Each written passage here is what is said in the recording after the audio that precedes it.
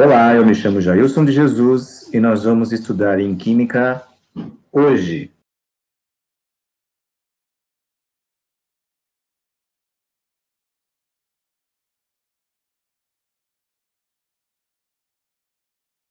Com o advento da teoria quântica, Schrödinger escreveu uma equação que descrevia o comportamento da partícula-onda do elétron no átomo de hidrogênio. Assim, a resolução da função de onda, como é chamada, ela cria uma densidade de probabilidade. Daí a equação de Schrödinger necessita, para que possa ser resolvida, de 4 números quânticos.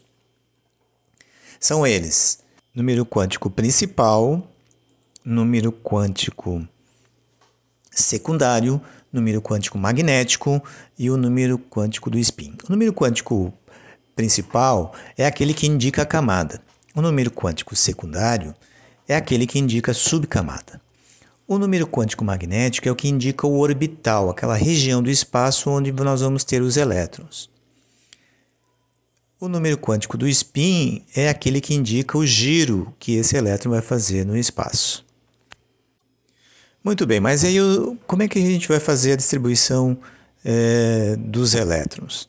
A gente tem que pensar o seguinte: nós temos as camadas. As camadas são distribuídas na eletrosfera em 7 camadas. E cada camada vai ter um número de elétrons que foi teoricamente explicado pela equação de Heisenberg, onde eu tenho 2 que multiplica n ao quadrado, onde o n é a camada. Então, a primeira camada vai poder ter um número de elétrons que vai ser igual a 2. Por quê? Porque 1 ao quadrado é 1, vezes 2, 2. A segunda camada vai poder ter, no máximo, 8 elétrons. Por quê? São 2 ao quadrado dá 4, vezes 2, 8. A terceira camada, então, vai poder ter 18 elétrons. A quarta camada vai poder ter 32 elétrons. Bom, mas e a quinta camada?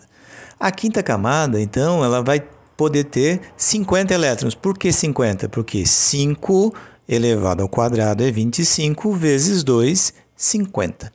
Mas vejam, isso é um número teórico. A sexta camada vai poder ter um número de 72 elétrons no máximo, e a sétima camada vai poder ter 98 elétrons no máximo. Bom, mas não é isso que a gente vê na natureza.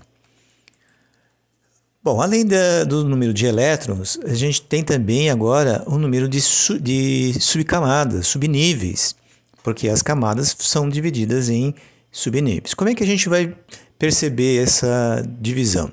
Para cada camada, nós vamos ter um número de subníveis igual ao número do n. Então, a primeira camada vai ter apenas um subnível. A segunda camada, 2 subníveis, que vão ser então 2s e 2p. A terceira camada já vai ter um número de 3 subníveis, 3s, 3p, 3d. A quarta camada, 4 subníveis, indo até o f. A quinta camada poderá ter até 5 subníveis, indo do 5f, 5g. A sexta, 6. E a sétima teria 7 subníveis. Bom, e os subníveis? Como é que vão funcionar, então? Como é que os elétrons, dentro dessas subcamadas, como é que a gente vai poder colocar o número de elétrons? Então, vamos pensar o seguinte: cada orbital, cada subnível tem um número de orbitais. O que são os orbitais? Os orbitais são aquela região do espaço onde a gente vai poder ter a maior probabilidade de encontrar os elétrons. Cada subnível vai ter uma quantidade de orbitais. Mas não podemos esquecer, cada orbital pode ter, no máximo, 2 elétrons. Então, o subnível S é aquele que vai poder ter, no máximo, 2 elétrons. Então, todos os subníveis S vão ter, no máximo, 2. Então, a gente representa 1s2, 2s2, 3s2 e assim por diante. E o subnível P? O subnível P ele tem 3 orbitais. Então, 2 que multiplica 3 vai dar um total de 6. Então, ele pode ter no máximo 6 elétrons.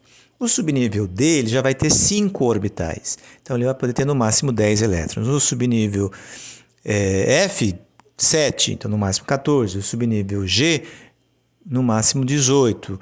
O subnível H, ele vai ter 11 orbitais, então ele pode ter no máximo 22 elétrons.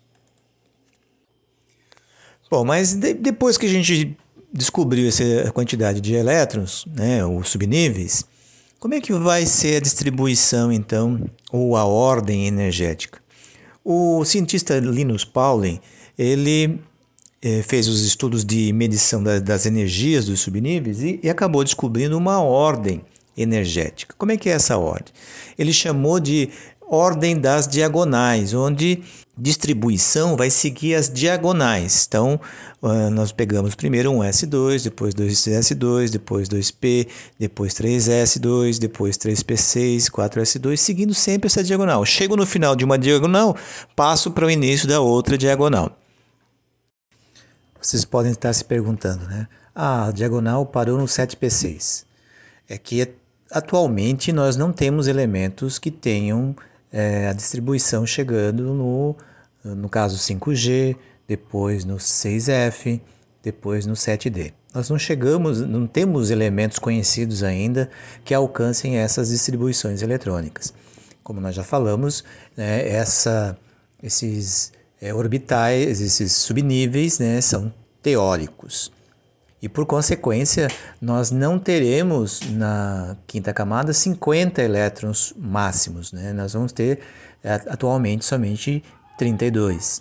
Assim como só vamos ter 18 na sexta camada e assim 8 na sétima camada. Por quê? Porque nós só temos elementos conhecidos indo até a distribuição eletrônica 7P6. Somando todos os elétrons até o subnível 7P6, né, que é o máximo que nós temos, nós vamos encontrar 118 elétrons, ou seja, um átomo que tenha no máximo 118 prótons. Então, isso reflete a tabela periódica que nós temos hoje, que nós temos no máximo 118 elementos químicos. Bom, mas como é que a gente aplica isso? Vamos lá, vamos pegar um exemplo. Vamos pegar o exemplo do sódio. O sódio tem número atômico 11. O que isso quer dizer?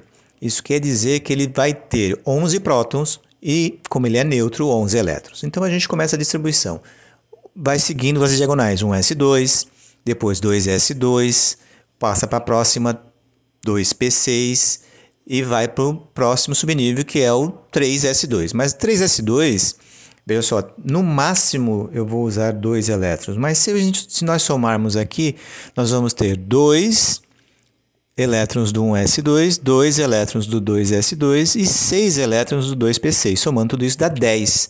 Se eu pegar e passar para o 3S2, vai passar para 12, e nós não queremos 12, nós queremos 1 elétron, por isso a gente termina a distribuição com 3S1.